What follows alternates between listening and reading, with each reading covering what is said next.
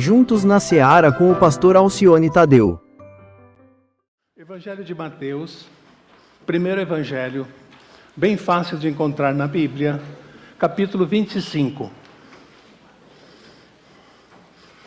Primeiro evangelho, Mateus, capítulo 25. Nós vamos ler do versículo 1 até o versículo de número 13.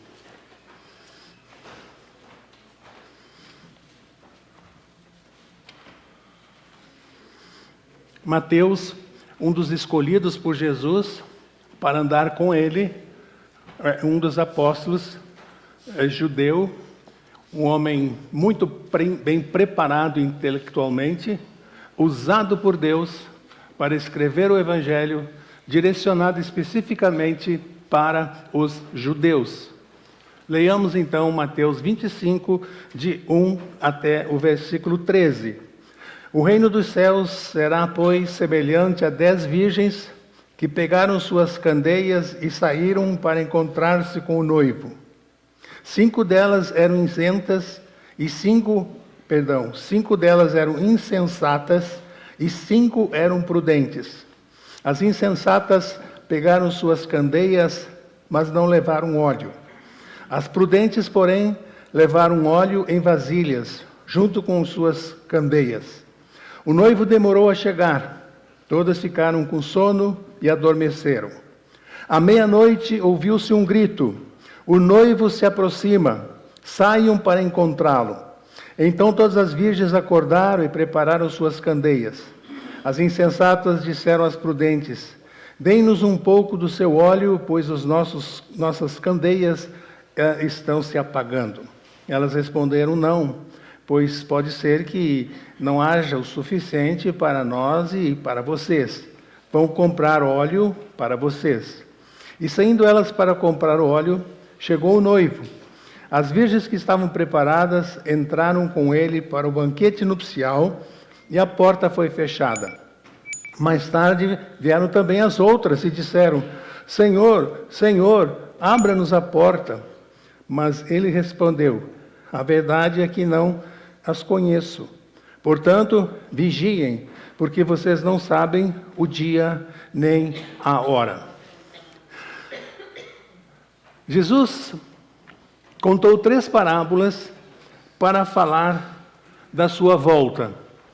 E elas estão aqui no capítulo 25. Você ainda está com a Bíblia aberta? Uma delas é esta que eu acabei de ler. A partir do versículo 14, Jesus conta a parábola dos talentos, também sobre a vigilância, também para avisar, para esclarecer sobre a sua volta. Também aqui no capítulo 25, a partir do verso 31, Jesus fala do juízo final. 3 parábolas tratando do mesmo assunto, o retorno de Jesus a esta terra. Voltando aqui. E o tema das 3 parábolas é vigiar e se preparar para esse dia. Vou repetir. Vigiar e se preparar para esse dia.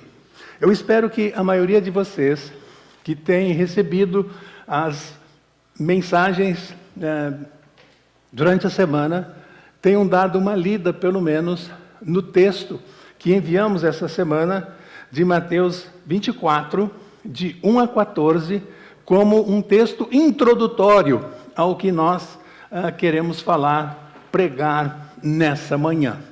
Tá bem? Então, explicando essa parábola contada por Jesus. É um casamento na Palestina. Como acontecia um casamento naqueles dias de Jesus? A noiva se preparava na casa do pai. O noivo saía da sua casa para a casa da noiva, para encontrá-la. E se encontravam, seguiam para a casa deles, a residência deles, onde eles iam viver. E eram seguidos pelos seus amigos para a sua nova casa. Só que ninguém sabia a hora que o noivo chegaria na casa da noiva para pegá-la e irem para a casa preparada para eles. Ninguém sabia a hora. E isto geralmente acontecia à noite. Daí a necessidade das lamparinas, a que Jesus faz referência. Luzes para a festa de casamento. Então, quando o casal chegava na sua casa, junto com seus amigos, fechava-se a porta da casa e então acontecia a festa de casamento, que duravam 7 dias. É importante dizer isso para que nós nos situemos no texto, para sabermos qual é o contexto em que Jesus está falando. Então, comparando a sua volta com um casamento naqueles dias. É preciso que entendamos isso, que vai facilitar entendermos a explicação de Jesus sobre a sua volta. Então, vamos a algumas lições que tiramos desse texto. Diz o texto que assim que o noivo chegou, as que estavam preparadas, hoje seriam aquelas damas, né, que acompanham a noiva, que a noiva escolhe, seria mais ou menos essa a ideia. 5 estavam preparadas, foram convidadas 10, 5 não estão preparadas. Então, assim que o noivo chegou, as que estavam preparadas, as 5, entraram para participar da festa de casamento. Se você quer mais orientação, quer aprender mais sobre a volta de Jesus, essa semana leia a primeira carta de Paulo aos Tessalonicenses. A grande crise da igreja de Tessalônica era a seguinte: onde estão os crentes que já morreram? Então, essa é uma pergunta antiga. Paulo escreve a carta aos Tessalonicenses para esclarecer essa dúvida. Onde estão os crentes? Aqueles que já morreram. Paulo vai dizer no capítulo 4 que nós, os que ficarmos vivos, seremos arrebatados para estarmos para sempre com Jesus e com os salvos, aqueles que partiram já antes de nós. Onde estão os crentes? É uma pergunta que Paulo responde escrevendo aos Tessalonicenses. Em 2 Pedro, capítulo 3, nós vemos a palavra nos dizendo que o amor de Deus não permite demora. Vamos ler 2 Pedro 3, versículo 10. O dia do Senhor, diz Pedro, capítulo 3, versículo 10, 2 de Pedro, lá no final, perto de Apocalipse. 2 de Pedro, capítulo 3, versículo 10, diz assim: o dia do Senhor virá como ladrão. E algumas versões dizem: o dia do Senhor virá como ladrão à noite. Hoje isso já não temos que atualizar, que ladrão hoje não vem mais só de noite. Né? Não vem só de noite. É todo o tempo, é toda hora, né? Seja de dia, seja de noite. Então virá como ladrão. Os céus passarão, aliás, os céus desaparecerão com grande estrondo, amigos. Os elementos serão desfeitos pelo calor, e a terra e tudo que nela há se queimarão. Leiam 2 Pedro capítulo 3, vejam o que vai acontecer quando Jesus retornar, o que vai acontecer com essa terra onde moramos, o que vai acontecer com as pessoas. Virá como um ladrão sem ninguém saber, os céus desaparecerão com um grande estrondo, os elementos serão desfeitos pelo calor, a terra e tudo que nela está, o que há, se queimarão, diz a palavra de Deus, falando exatamente disso. Assim que o noivo chegou, as que estavam preparadas entraram para a festa. 5 preparadas, 5 despreparadas. Outra lição, irmãos. Apenas os íntimos do noivo e da noiva participaram da festa de casamento. Apenas os íntimos de Jesus estarão com ele nos céus. O texto diz, entraram com ele. É intimidade. E intimidade você não alcança de última hora, num último momento. Intimidade se cria ao longo do tempo. Tem um provérbio chinês que diz que para você conhecer uma pessoa, você precisa comer uma saca de sal com ela. 2 comendo uma saca de 60 quilos de sal, deve levar um bom tempo. Então, só os íntimos participam da festa, nos diz Jesus. Entram para participar. Qual a nota que você dá para a sua intimidade com Deus hoje? Já foi melhor? Está podendo melhorar? O que você almeja? Intimidade. Só eles participaram. E a porta foi fechada. Só os íntimos participaram. Muitos amigos nossos, muitos parentes nossos dizem, depois eu vejo isso. Agora eu estou ocupadíssimo, meus filhos foram para a faculdade, estou trabalhando muito, minha esposa está trabalhando muito, pastor, a gente está numa correria, a gente está cuidando de um monte de investimentos para a nossa aposentadoria. Então as pessoas ocupam os seus corações com muitas coisas. E quando você entra para falar sobre as coisas espirituais, as pessoas dizem, depois a gente vai ver isso. É impossível, repito, criar intimidade na última hora. Entraram para participar da festa apenas os íntimos.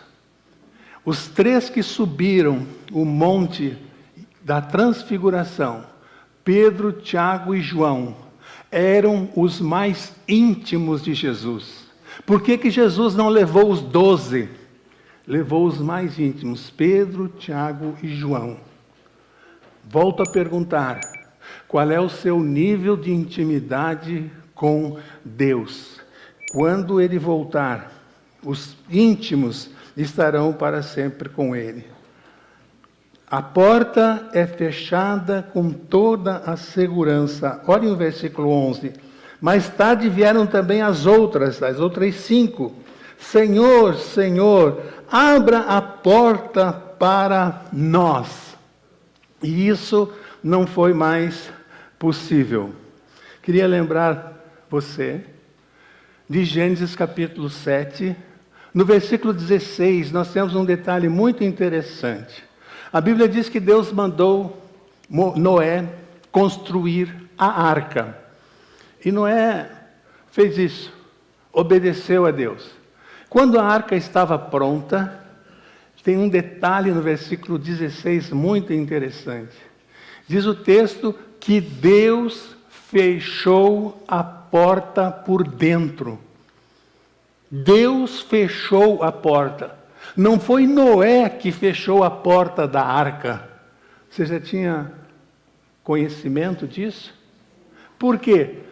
No que aconteceu em seguida, na tragédia que aconteceu em seguida, nas mortes, na gritaria, a água subindo, e como subiu, e choveu 40 dias e 40 noites. Hoje chove em 3 horas, 2 horas, e cidades são destruídas, ruas são destruídas, pessoas são levadas, bens materiais são levados, hoje, com 2, 3 horas de uma grande chuva. Agora vocês imaginem 40 dias e 40 noites chovendo. A coisa foi tão trágica, a situação foi tão terrível, que quando passou o dilúvio, Deus disse para Noé, Noé, nunca mais eu vou destruir a terra com água. Deus ficou impressionado com a tragédia após o dilúvio. E aí ele colocou nos céus o que, irmãos, como marca dessa promessa? O arco-íris, dizendo que nunca mais destruiria a terra com água. E agora Pedro está nos dizendo aqui que as coisas se desfarão como fogo. Esse é um outro assunto para você pensar. A verdade é essa. Essa terra, esse mundo, do jeito que existe, um dia será destruído. É o que a Bíblia nos diz. A porta é fechada com segurança. Abre-nos, abre-nos. Mas a porta estava fechada. Apenas os que estavam dentro estavam protegidos. Na arca, naquela festa.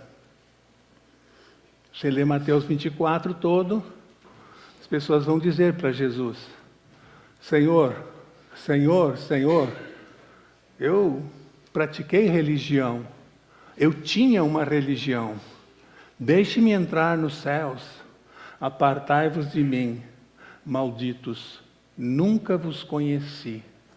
Meu irmão, meu amigo, a porta será fechada por Deus com segurança, ninguém mais vai entrar. Quando Jesus retornar, levar a igreja, levar os salvos, não vai haver mais oportunidade para entrar nos céus. Não sei quantos aqui tiveram a experiência. Pessoal aqui, quem sabe, de Governador Valadares e outras cidades menores, tiveram essa experiência que eu tive quando adolescente.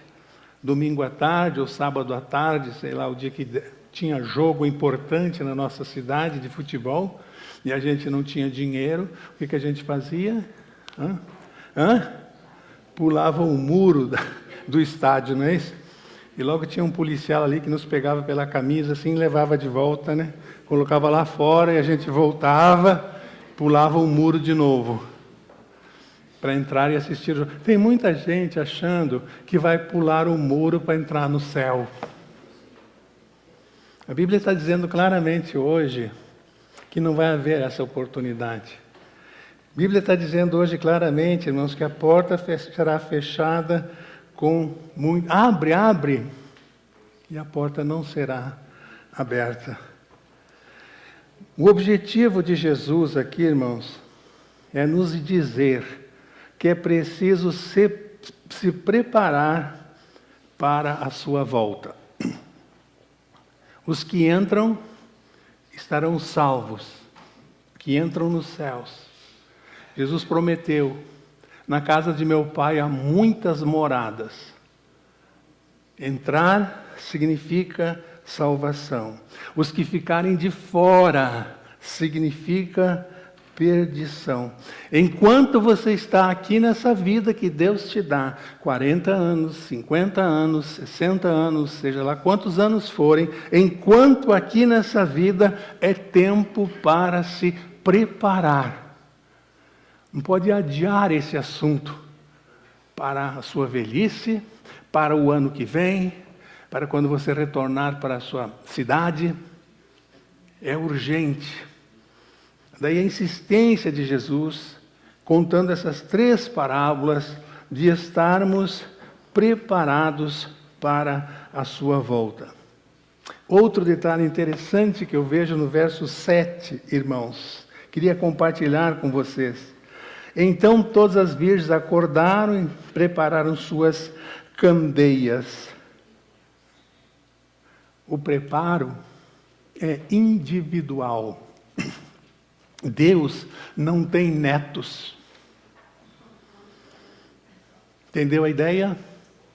Deus não tem netos. Meu pai era pastor, meu tio era diácono, minha mãe era uma crente, sua mãe era crente, sua mãe era filha de Deus. Deus não tem netos. Então eu vou para o céu. Deus não tem netos. Deus tem filhos. Como Ele mandou Jesus, seu filho, você aceita Jesus como seu Salvador, a Bíblia diz que Ele é herdeiro dos céus, e Hebreus vai nos dizer que nós somos co-herdeiros com Cristo, não por aquilo que fizemos, não porque merecíamos, mas por aquilo que Jesus fez na cruz por nós. Então nós nos tornamos co-herdeiros com Deus. O preparo é individual. Paulo vai nos dizer, escrevendo aos Romanos, cada um comparecerá diante do tribunal de Cristo. Individualmente, cada um. Não será um julgamento de multidões ou da multidão.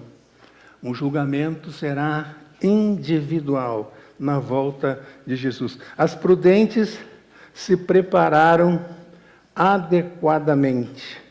Interessante o versículo 6, que ouve-se um grito, o noivo está chegando, diz-nos Mateus.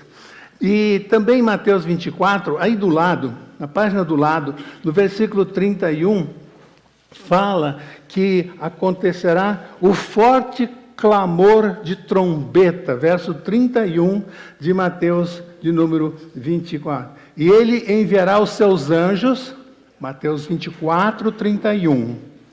E ele enviará os seus anjos com grande som de trombeta, e esses reunirão os seus eleitos dos quatro ventos, de uma a outra extremidade dos céus. Você vai estar nesse grupo que Jesus chamará para estarem com Ele eternamente. Ouve-se um grito, o noivo está chegando. Aqui o texto, Jesus diz que naquele dia também Ele enviará os seus anjos, reunirão os seus eleitos de uma outra extremidade da terra, ao som de uma grande trombeta, avisando a todos que Jesus voltou. Para os prudentes, para os que cuidaram da sua vida espiritual, será um tempo de alegria. Para os insensatos, aqueles que se descuidaram da sua vida espiritual, será um dia, lamento informar, de grande pavor. O pior de todos os dias. Ele vem na hora 24:44, aí do lado você pode conferir, todo 24 e 25 de Mateus, Jesus está falando sobre a sua volta.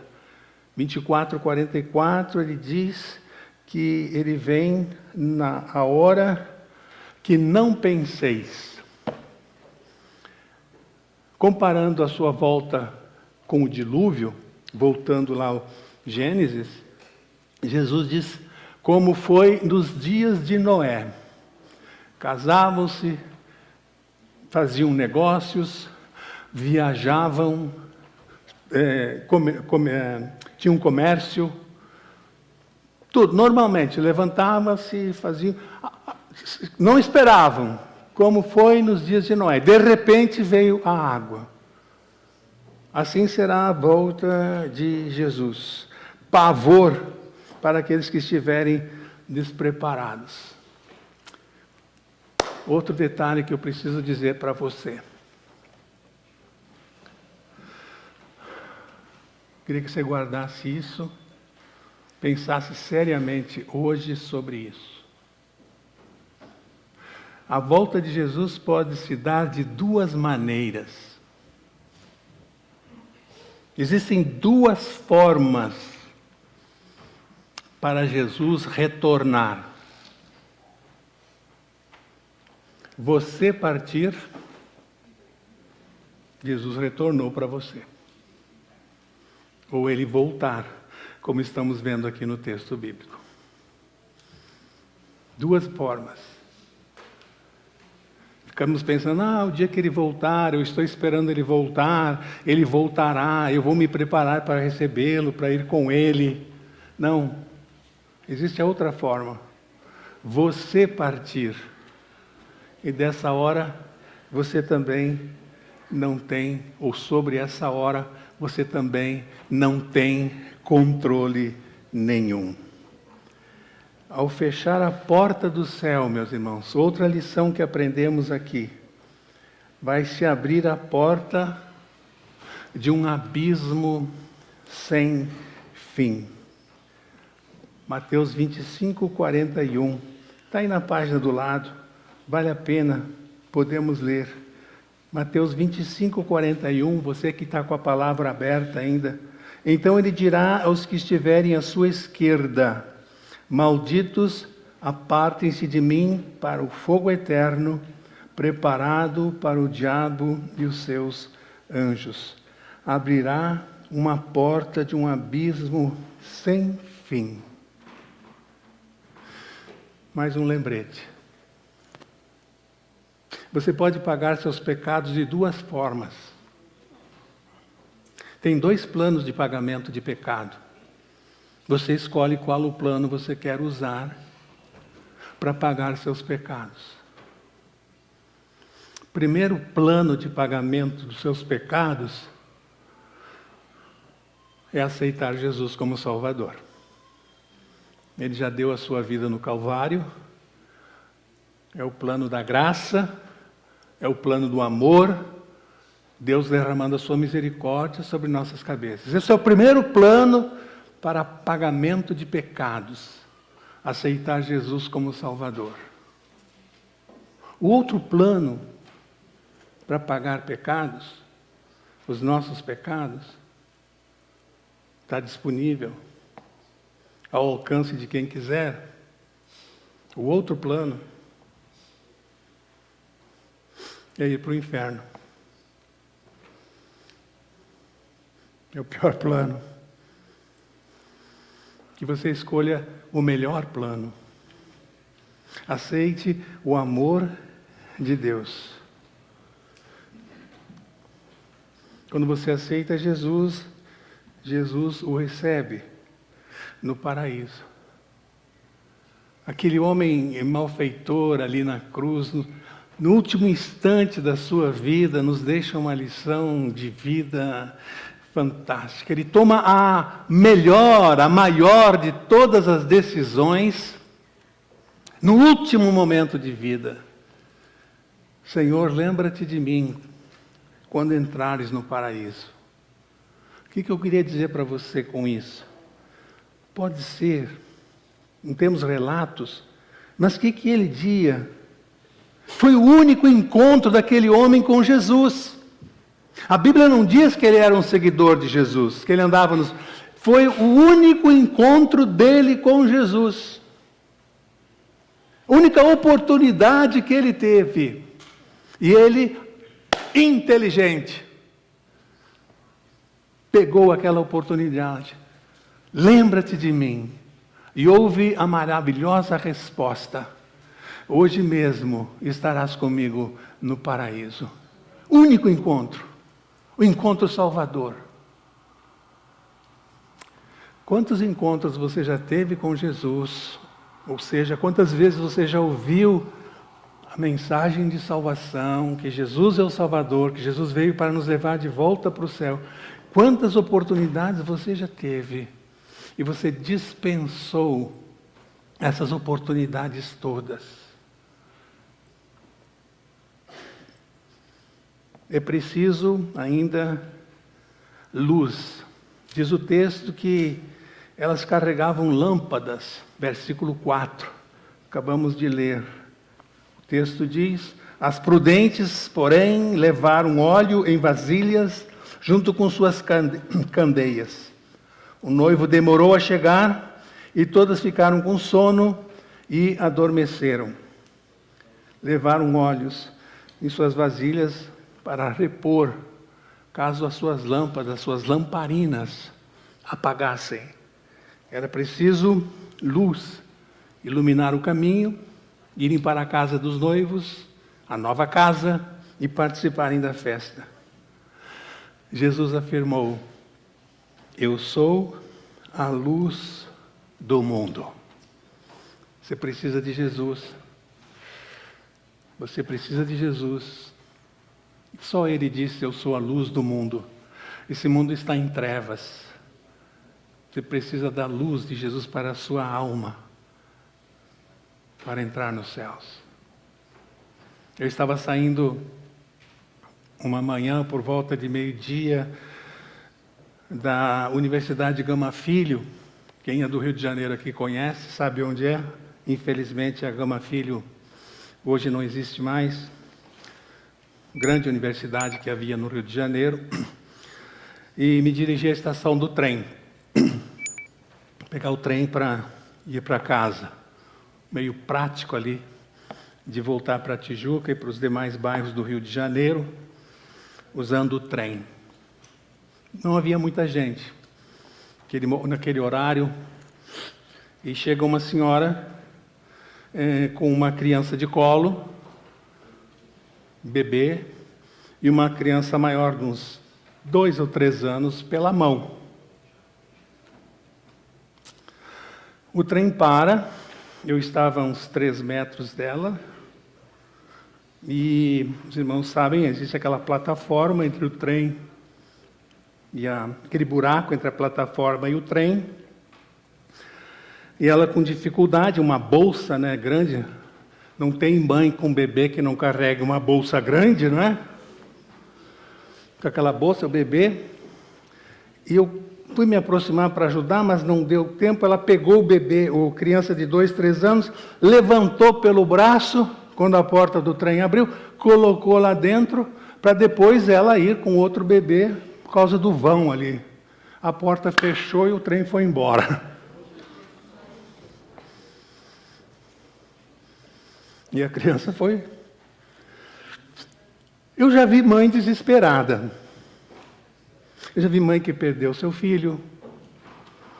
Já vi mães que acompanharam seu filho em acidente, enfermidade. Eu já vi muitas mães desesperadas. Mas igual a essa mãe, eu não tinha visto. Ela soltou o bebê no chão, ela gritou, ela chorou, ela se desesperou de uma forma assim, que chamou a atenção de toda a estação de Piedade, onde nós estamos. Os guardas vieram saber o que estava acontecendo. E ela não conseguia explicar. Eu me aproximei, expliquei aos guardas e eles tentaram acalmar ela. Disse, olha, fique calma, nós vamos chamar lá para a próxima estação.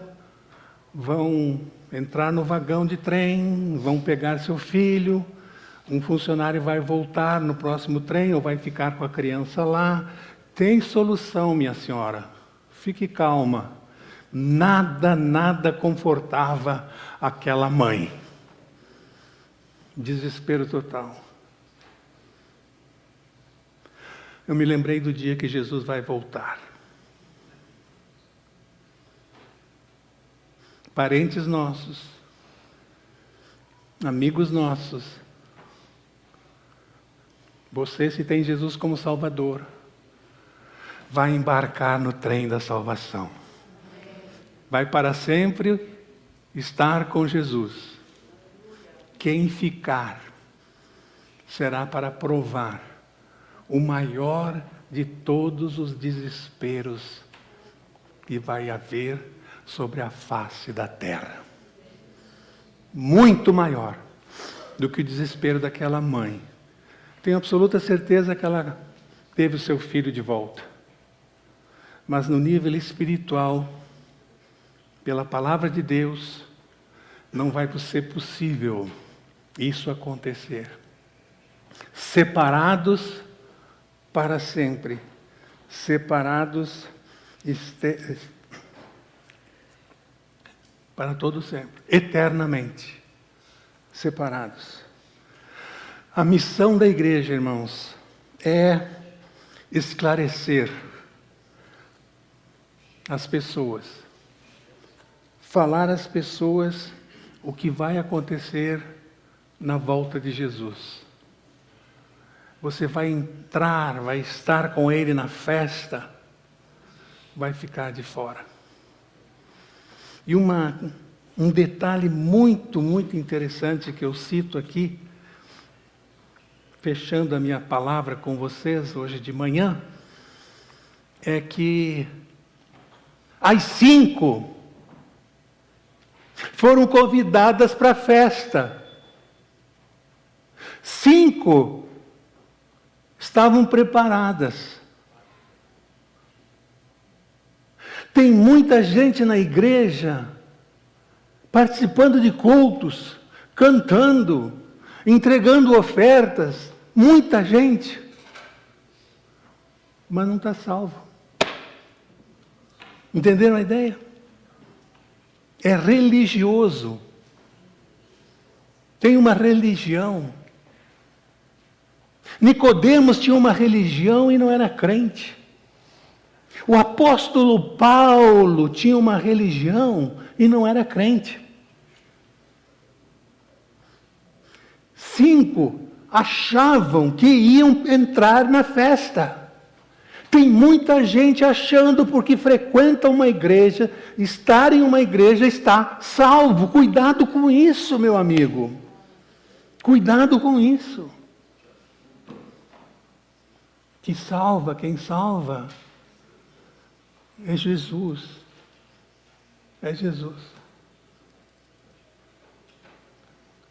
Cornélio, militar romano, era muito melhor que muitos professores de Velho Testamento dos seus dias. Cornélio, diz a Bíblia que Cornélio dava esmolas, era um excelente pai de família, um excelente militar, todos gostavam dele como militar, como comandante, e orava 3 vezes ao dia, apesar de toda essa atividade como comandante militar. Cornélio, um homem muito, muito, muito bom, mas não era crente. Conhecem a história de Cornélio? Pesquise hoje à tarde. Muito, muito bom, mas não era crente. Aí Deus manda Pedro à sua casa. Então Pedro esclarece ele. E ele entrega então a sua vida, ele aceita Jesus. Porque só a religião, só os ritos de uma religião, esmolas, ofertas, oração 3 vezes ao dia, ser uma boa pessoa. Olha só, o ritual que Cornélio seguia não faziam dele um homem salvo. Aí quando Pedro chega, Pedro explica, e ele entende, e ele aceita, e então ele é batizado. Ele aceita Jesus. Essas parábolas, essa palavra de Jesus, irmãos, é um convite para nós estarmos vigiando e nos preparando. As coisas estão acontecendo nesse mundo de uma forma tão rápida e tanta coincidência, tudo acontecendo ao mesmo tempo, questões políticas, questões teológicas, tudo acontecendo, tudo se encaixando nesses últimos dias, como nunca aconteceu na história da igreja, irmãos. Tudo se encaixando. Então eu queria dizer por último a você, falta 1 minuto para a meia-noite no relógio de Deus. Ele está à porta. Se prepare, estarmos preparados, estarmos vigilantes. A igreja precisa estar preparada, anunciando. Você tem anunciado? Milhares e milhares de pessoas sabem que Jesus veio uma vez. E agora vai chegar, já está chegando outro Natal aqui. Nós vamos lembrar novamente que Jesus veio a esse mundo. Milhares e milhares de pessoas não sabem que Ele vai vir uma segunda vez.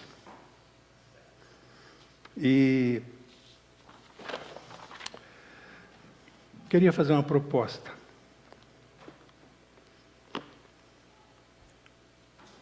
Para você que ainda não tomou uma decisão, ou não sabe se vai participar da festa que vai acontecer quando Jesus voltar. A proposta é a seguinte, meu amigo, você que nos acompanha pela internet também. Eu vou propor que tudo o que a Bíblia diz sobre a volta de Jesus, e tudo que eu preguei hoje de manhã, está errado. Errado. Não vai acontecer nada disso aí, pastor. Não acredito em nada disso aí. E então, na eternidade, você poderá rir da Bíblia e de mim e da nossa igreja, rir eternamente da gente, por ter falado isso que eu acabei de falar hoje de manhã. Pode, como diz aí na gíria, zoar, né? Pode zoar dos pastores, pode zoar da igreja eternamente. É seu direito, você vai poder fazer isso tranquilamente. Mas, se a Bíblia, se tudo que eu acabei de falar está certo, você está na maior dificuldade de todas as dificuldades. Você está perdido eternamente. Abra seu coração hoje e deixe Jesus entrar. O aceite como único e suficiente Salvador. Creia na Bíblia. Você entra ou fica fora. Decisão é sua. E a nossa oração, nosso pensamento como pastor, como igreja, é que você entre com a gente no reino de Deus. Abaixe a sua cabeça aí. Vamos orar.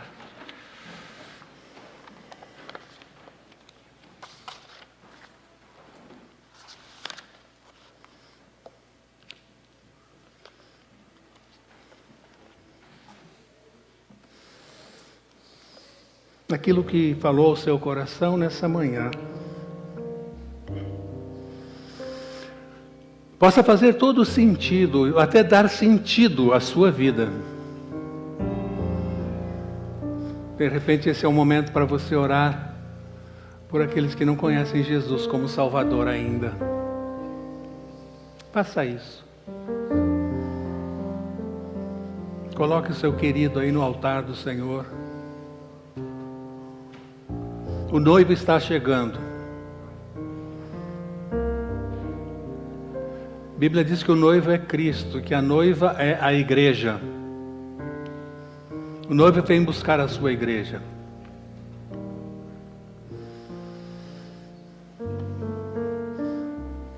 Tome a decisão por Jesus e de estar com Jesus na eternidade.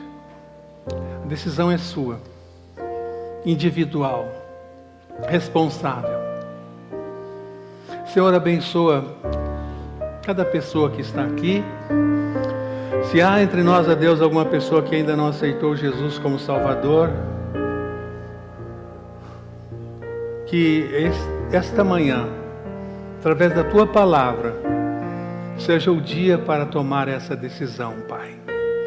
Que o Teu Espírito Santo que está aqui entre nós, possa tocar nesse coração e essa pessoa aceitar Jesus como Salvador.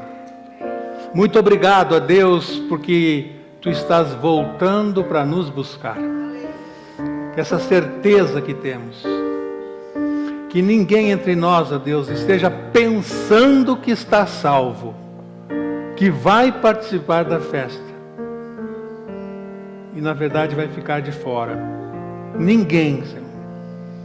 Todos aqui têm uma certeza de Jesus como Salvador. Isso é uma obra que o Espírito Santo faz, que Ele continua fazendo. É a nossa súplica agora, Senhor. Em nome de Jesus. Amém, Pai. Semana abençoada para você. Semana de vitórias para você.